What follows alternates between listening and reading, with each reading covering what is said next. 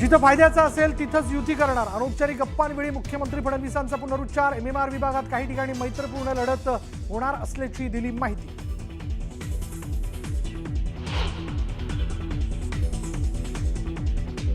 मुख्यमंत्र्यांकडून शक्तीपीठच्या मार्गात बदलाचे संकेत. अनौपचारिक गप्पांवेळी भाष्य. सांगली, सोलापूर, कोल्हापुरातून जाणाऱ्या मार्गात बदलाची शक्यता.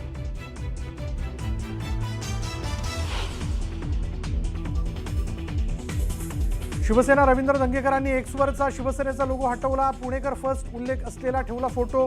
जैन बोर्डिंगची जागा हडपल्याप्रकरणी धंगेकर आक्रमक.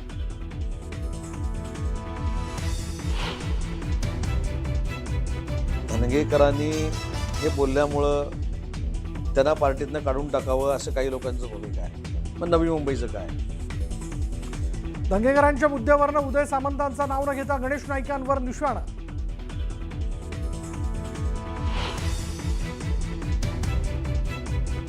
मुंबई महापालिका निवडणूक समाजवादी पार्टी स्वबळावर लढणार. निवडणुकीच्या घोषणेआधी अबू आझमींचं मोठं विधान.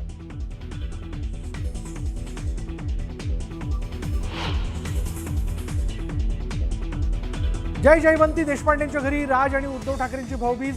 गेल्या 4 महिन्यांमध्ये 9 वेळा ठाकरे बंधू एकत्र. पहिल्यांदाच उर्वशी ठाकरेंनी आदित्य तेजसचं औक्षण केलं.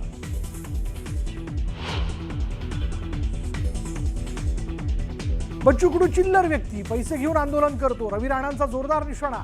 तर जनतेनं नाकारलं, त्यांना बोलण्याचा अधिकार नसल्याचंही दिलं प्रत्युत्तर.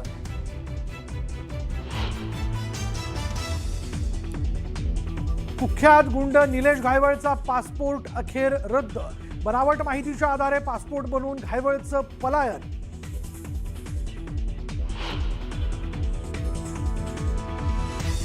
दूध उकळल्यावर झालं रबरासारखं. धुळे जिल्ह्यातील शिरपूरचा व्हिडिओ असल्याचा दावा.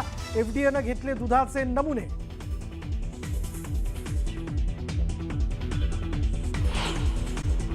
यानंतर बघूयात पंकजा मुंडेंना जनतेनं वारसदार केलंय असं वक्तव्य करत प्रकाश महाजनांनी छगन भुजबळांवर तोफ डागली.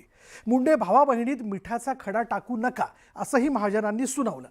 भुजबळ बीडमध्ये ओबीसींमध्ये भांडणं लावायला आले होते का असा सवालही त्यांनी विचारलाय. गोर गरीब लाखो लोक आशेनं बघतायत. गोपीनाथराव मुंडेंचे तुम्ही वारसदार, हे काम तुम्ही घ्या. छगन भुजबळांनी बीडमधील ओबीसी महाएल्गार मेळाव्यात केलेला या वक्तव्याचा प्रकाश महाजनांनी जोरदार समाचार घेतला. गोपीनाथ मुंडेंच्या राजकीय वारसदारावरून सुरू असलेल्या चर्चेत प्रकाश महाजनांनी फेसबुक पोस्ट टाकून त्यांचं मत व्यक्त केलं. क्या जमाना आ गया. स्वर्गीय मुंडे साहेबांचा वारस कोण ठरवत आहे?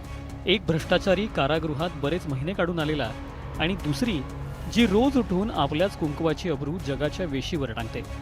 स्वर्गीय मुंडे साहेब यांचा वारसा, मग तो सामाजिक असो किंवा राजकीय असो, फक्त आणि फक्त माझी पंकुताई, दुसरे कोणी नाही, अशा शब्दात त्यांनी त्यांच्या भावना व्यक्त केल्या.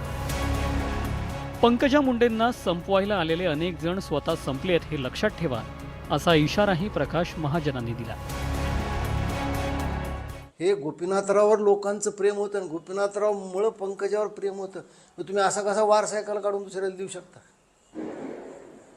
एवढंच जे धनंजय मुंडेवर प्रेम आहे. मला खूप बरं वाटलं धनंजय मुंडेवर त्यांचं प्रेम आहे.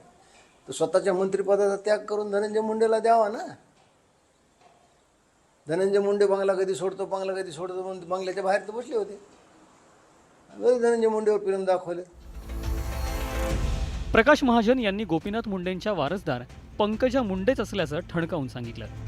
त्यामुळे बीड जिल्ह्यातील नेतृत्व कुणाच्या हातात आहे याकडे एक प्रकारे प्रकाश महाजनांनी अंगुली निर्देश केला.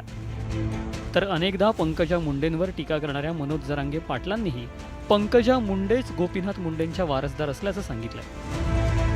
रक्ताने हात भरलेले लोक भुजबळांनी जमा केले आहेत. भुजबळांना मुंडे कुटुंबाला तुम्हाला हिणवायचं आहे का अशी टीका जरांगे पाटलांनी केली. खरा आणि खोटा काय सगळ्या दुनियालाच माहिती आहे. खऱ्या खोट्याला काय अहो तुम्हाला त्यांना बी पटलं पाहिजे ना. पण ते आपण म्हणून काय अर्थ आहे का? हे त्यांनाही पटलं पाहिजे की खरे वारस आपणच आहेत.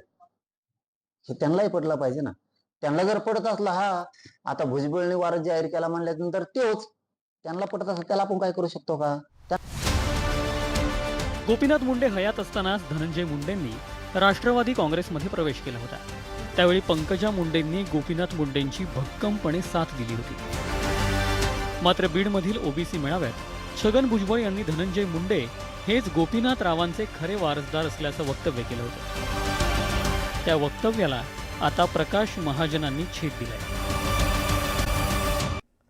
आता बघूयात पुण्यातील जैन बोर्डिंगच्या जमीन व्यवहारावरून रवींद्र धंगेकर आणि मुरलीधर मोहोळ आमने सामने आलेले आहेत. धंगेकरांनी मोहोळांवर केलेल्या आरोपांनंतर शिवसेना नेते एकनाथ शिंदेंनी त्यांना समज दिल्याची माहिती समोर आली होती आणि त्यानंतर अचानक रवींद्र धंगेकरांनी आपल्या एक्स या सोशल मीडिया हँडलवरील शिवसेनेचा लोगो असलेला फोटो बदललाय.